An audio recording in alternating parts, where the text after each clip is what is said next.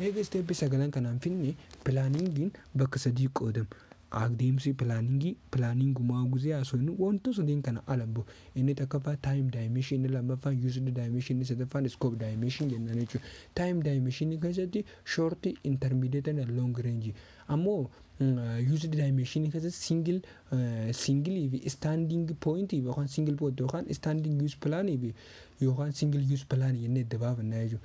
Scopein ammoo strategy, tactic fi operation isa objective faana walitti hidhata qabu san jechuudha.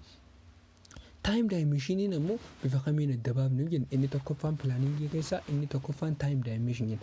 Long term range jechuun waggaa 5 isaa ol. Middle jechuun ammoo waggaa intermediate action waggaa tokko hanga waggaa 5. Kaan maal jenna 5 isaa ol jenna.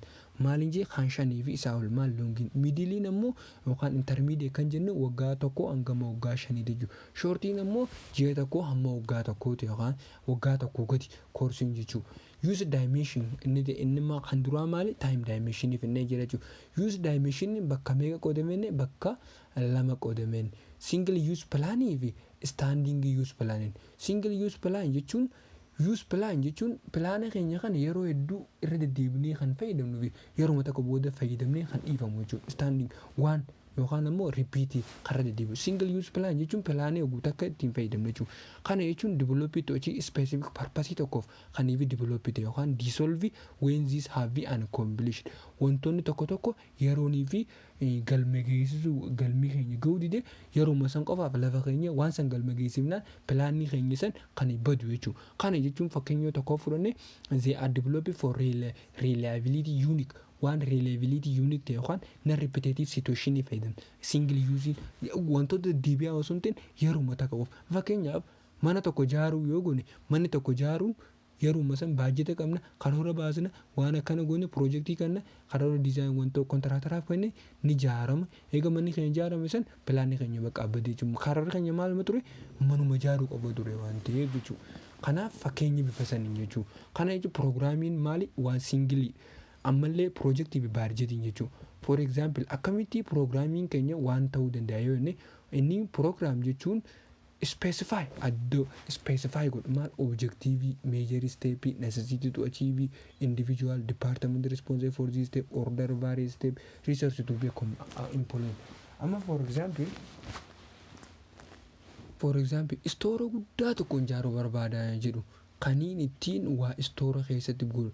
Kana jechuun program guzee jennu istoora keenya san keessatti manaajarri eenyu kaayyoon istoora keenyaa maali step akkamii fudhatamuu qaba dura maaltu ijaaramuu qaba eenyuun nu ijaaruu qaba step ijaaramuu qaba maal resoursiin barbaachisuu qabu maal wannoota kana hunda kan of keessatti hammatee jiru maal jennaan program jennaan.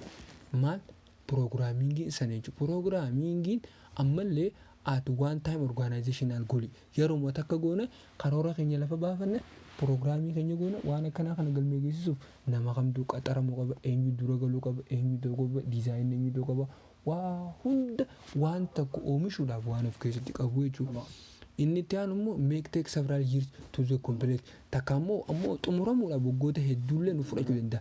Programmii keenya san xumuruudhaaf jechuudha. Waggoota hedduu nu fudhachuu danda'a. Gargizee immoo qotu programmii keenya san xumurre programming ni bade jechuudha.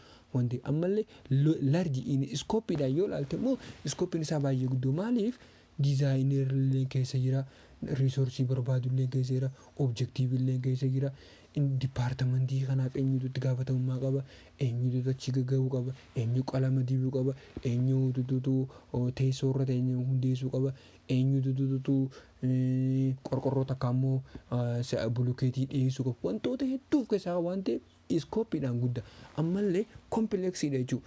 Maaliif wantoota hedduu kana waan of keessaa qabu kana hunda isaa raawwachuu waan of keessatti hammatee jiru pirogiraamiingiin kanaaf kompleksii jechuudha.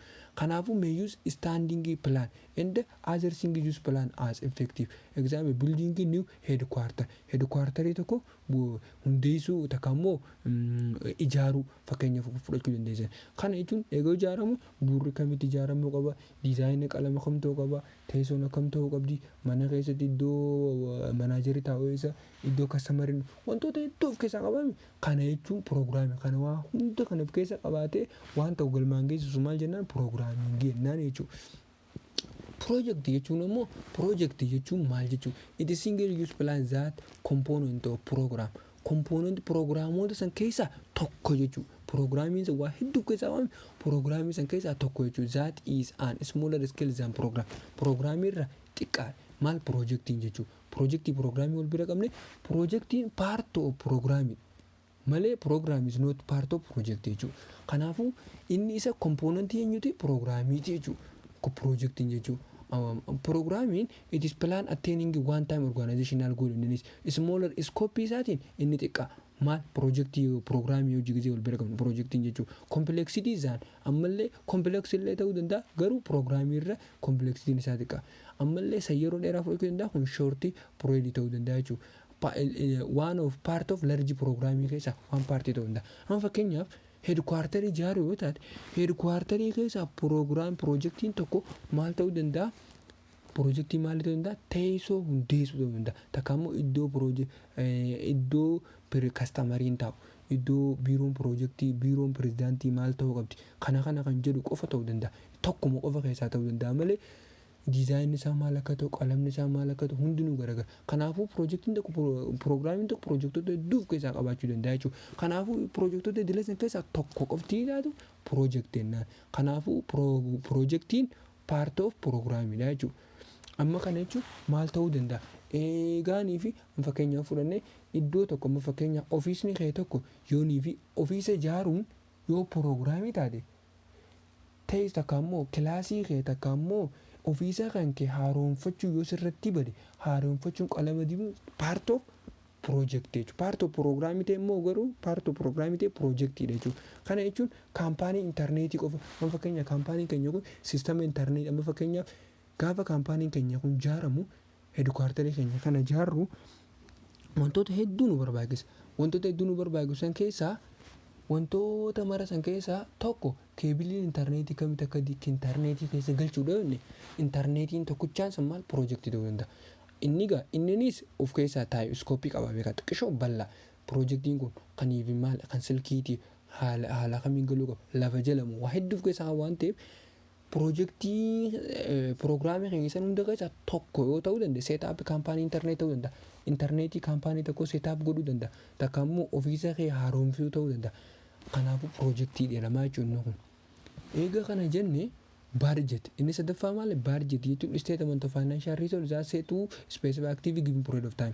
Yeroo kanaaf bakka kaampaanii heedkuwaartarii keenya kana ijaaruu barbaanne baajeta kana qopheessina baajeta sanii qofa goone baajeta san hordofu jechuudha. Financial performance resources keenya. Gaafa immoo inni buildingii san xumurame baajenni sanii xumurame innis bakka badee jechuudha. Project budgetiin keenya jechuudha.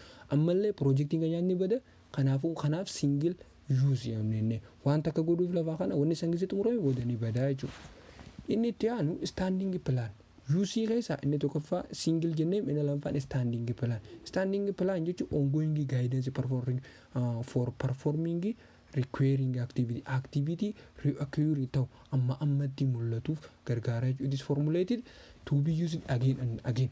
Gaafa formulate lafa kaa'amu hundi formulate planning keenya standing planning ammatti itti fayyadamna. Kan yeroo takka itti fayyadamne yeroo takka dhiisnu suntiin yeroo mara itti fayyadamna jechuudha. Kanaafuu manaajarri hunda it is plan allow manager to be serve time jechuudha. Okay. Kana fakkeenyaaf fudhannu. A bank can more easily approve or reject loan request if criteria are established in advance to be evaluate credit rating, collateral asset and relate applicant information.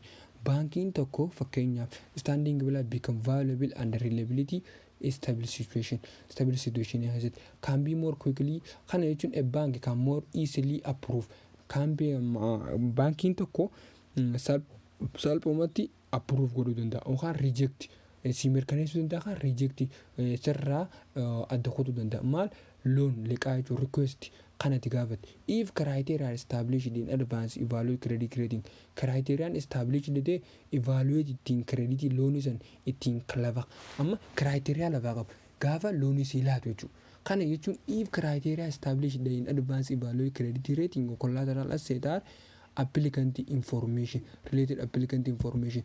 Kana jechuun liqaa tokko baankii yoo si kan criteria lafaa qabu istaandingii pilaan amma itti fayyadamu waan ta'eef nama hundaafuu namni tokko liqaa fudhachuudhaan waan akkana kollaataraal akkana kireeditii kanaan fudhachuu qaba jedhee lafa kaayyatee qaba. Pilaanii takka ammoo qarooraa lafa kaasa. Gaafa ammoo garuu ati dhuftee rikweestii goote approve si godhuu danda'a akkaataa pilaana isaa kanarra dhaabbatee kan namni kun kan karaa kootti dhufe liqaa fudhachuudhaan waa'ee nan jedhe tana guutee jira moo hin guunne kan jedhu laalee yookaan ati guutu approve si godhuu danda'a yookaan rijaakti loon si jalaa godhuu danda'a jechuudha. Kana jechuun ammaas namni biraatti dhufee gaafachuu danda'a.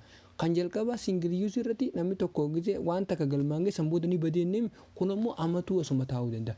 Kastamariin martuu nu guutetti dhufe itti fayyadama kaaniifis itti madaalan waan ta'eef jechuudha. Kanaafuu waan wayii takka itti lafatee ta'e sarvii ittiin if gootu tokko jechuudha. Kana jechuun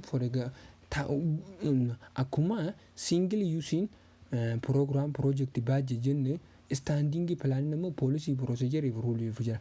Poolisii jechuun gaayidlaayin for decision making waan takka murteessuudhaaf gaafa lafa kaanu poolisiin dhaabbata kanaa maal jennee waan karoora takka ammoo gaayidii akka qajeelfamaatti irra laallan tokko jechuudha. Kana jechuun qajeelfama poolisiin yeroo mara likiidhe baawundarii ol limiitii wiziin decision armeed gaafa murtee tokko murteessitu waan isin daangeessaa jiraachuu qaba jechuudha. Limiitii waan baawundariin jechuudha. While organization goal is what to do, mal gono or policy will do how to do, what to do, how to do. Gava campaign organization to kolavaake waa godhu deemu policy lafaa qaba. Policy lafaa qabaatu polisiin san akkami waan san goona eenyu godha kan jedhu policy lafaa qaba jechuudha. Policy irra dhaabbateeti akka guideline san fayyadamee waan san raawwata jechuudha. Fakkeenyaaf fudhannee do not to accept return merchandise. Poolisii isaanii keessa eegan kaampaaniin tokko oomisha tokko baasee merchandaayizingii isaa gurguree jechuudha. Merchandaayizingii ala biyee kastamarii harka dhaqe deebisnee hin fudhannu kan jiru lafa qabaate bizaati poolisii isaa jechuudha. Kanaafuu namni tokko oomisha tokko sirraa bitatee itti fayyadamee ani oomisha kana barbaadu jee yookaan si deebisu taate hin fudhattu jechuudha. Irraan deebistu jechuudha. Kun maal poolisii dhaabbatichaati jechuudha. Maaliif kan irra dhaabbateeti qajeelfama jechuudha. Okay. Procedure jechuun maal jechuudha?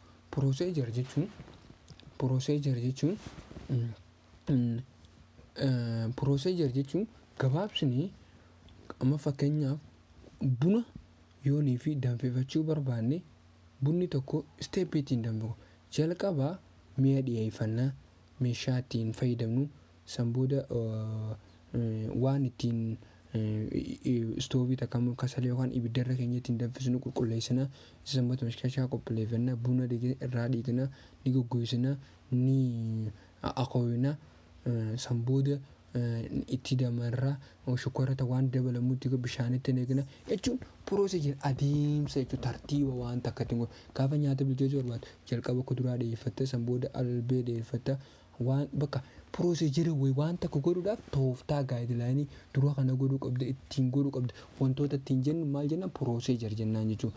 Amma fakkeenyaaf baankii irraa jalqabu maallaqa liqee fudhachuu barbaadde maal godhuu qabda qaamaan baankiitti argamuu qabda san booda voocharii baasiidhaan immoo lafa kaa'amtee irratti barreeffachuu qabda itti farramuu qabda namni si dura jiraatu taa'uu qabda tartiiba jechuudha. Tartiiba san jechuudha maal jennaan pirooseejir jennaan jechuudha. Ruul jechuun maal jechuudha? Ruul jechuun pirooseejiriin poolisiirra baay'ee naarawii iskoopiin isaa jechuudha. Ruuliin specify actions that must be taken or must not be taken with respect to a situation. Situation tokko keessa dhaabbannee maaltu hojjetamuu qaba maaltu hojjetamuu qabne kan jedhu gaafa murteessine lafa kaa'annu jechuudha. For example kanaafuu explicitly state ta'uu qaba. Adda biyee lafa kaa'amuu qaba jechuudha. Maal wanti keenya ruuliin keenya fakkeenyaaf yeroo mana baankii dheetu mana baankii keessatti sigaaraan dhuguun hin danda'amu jennaan hin danda'amu bakka jechuudha. Kana jechuun namni tokko gaafa mana fakkeenyaaf poolisii ta'uu danda'a. Poolisiin maal ta'uu danda'a?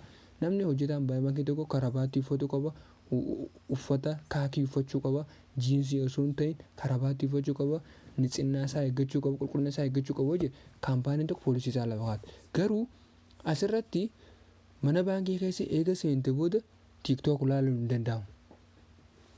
Amma nama faana taphachuun hin danda'amu. Hojii malee yoon kan siin jennu zaatis ruul.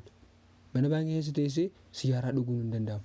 yoo kan dhugdi taate maal qajeelfama seeraa sirra fudhatamaa jechuudha. Zaatis ruul kanaa jechuudha. Bifa seen adda baasuu qabna jechuudha.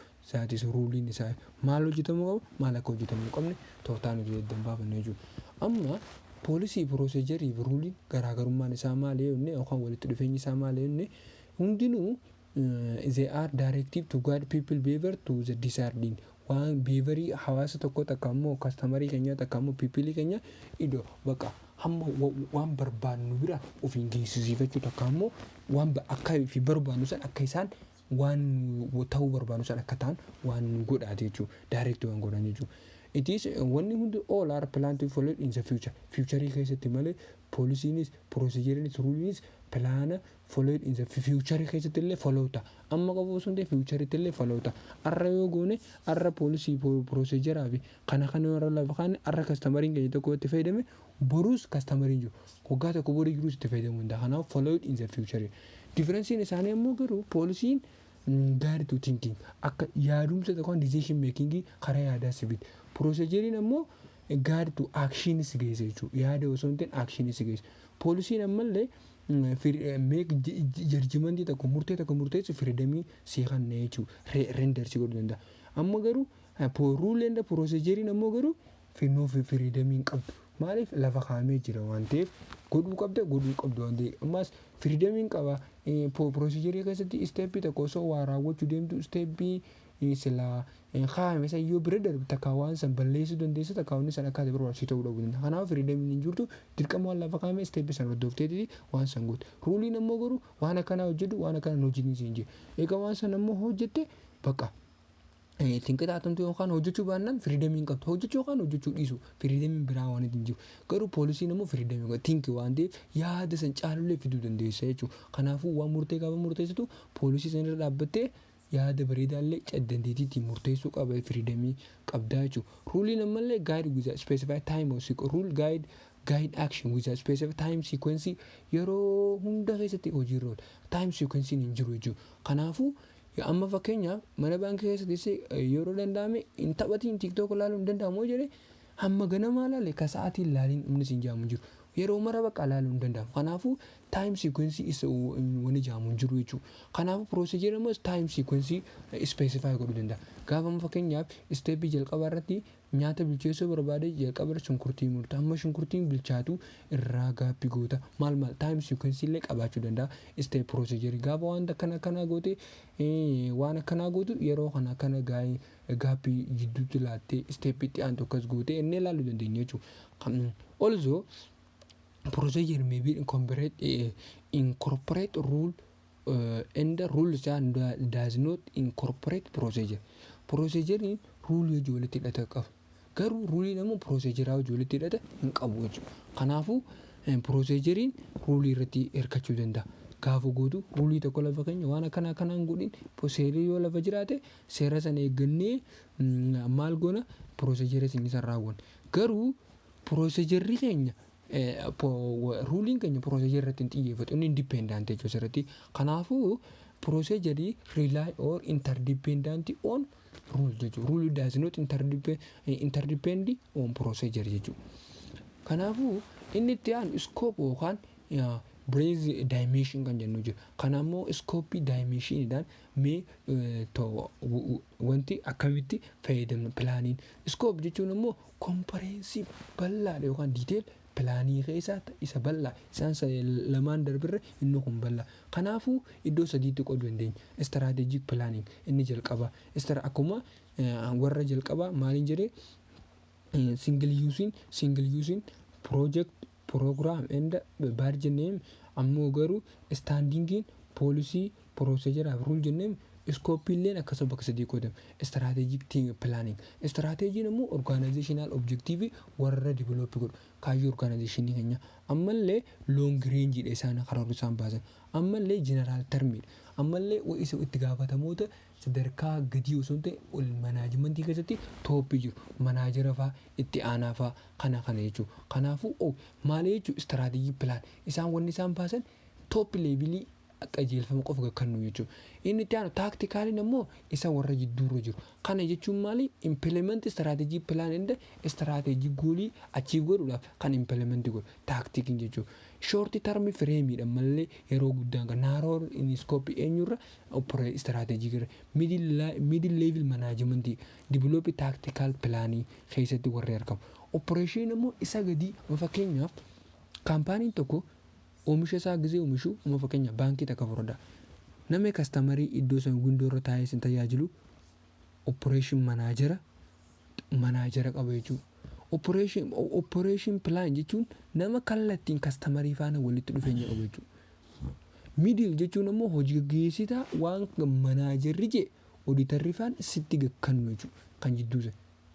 Istiraatejii pilaaniin jechuun fakkeenyaaf manaajerii jechuudha. Inni kaayyoon isaa maali? Waan akkana godha isi maaneej godhu.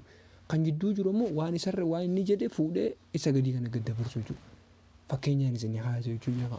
Malee baankii maal jechuun sun barbaada fakkeenyaan isin haasa'u. Operational plan jechuun isa gadii jechuudha. Kanaafuu detail plan jechuudha. Lower level managerii, short term frame, day to day activity hojii keenya operation managerii tutu operational planning. Hojiin guyyaan nuti raawwannu inni wanni inni operate goonu keessatti jechuudha.